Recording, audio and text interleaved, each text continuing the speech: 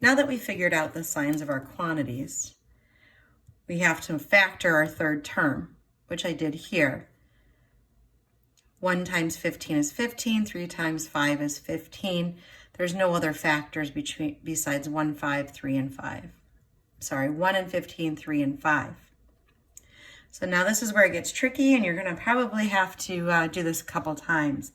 The next step is to multiply this lead coefficient by each of these factors separately. And what I mean by that is this lead coefficient is 2.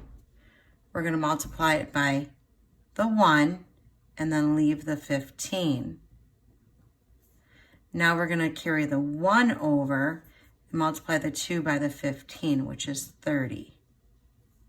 We're going to do the same thing here. 2 times 3 is 6. Leave the 5. Now we're going to leave the 3. Say 2 times 5 is 10.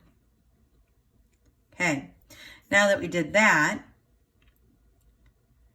we're going to add all of these to try to get 13, because the first sign is positive. I'm sorry, the second sign is positive, therefore we must add all of these.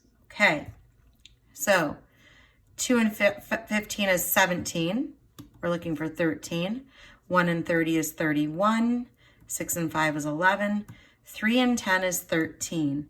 So we're going to be using 3 and 5. So if we put our leading coefficient here and our other y there, we are going to be adding our multiplying our inner and our outer.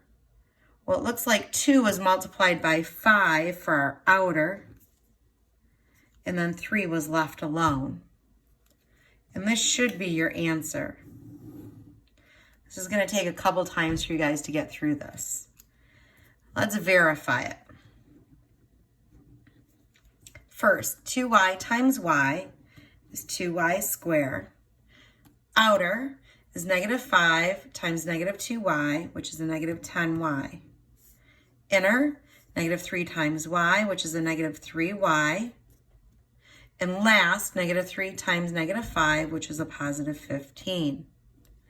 We're going to combine our like terms and end up with 2y squared minus 13y plus 15. This looks like our original trinomial, which means it's checked off correctly.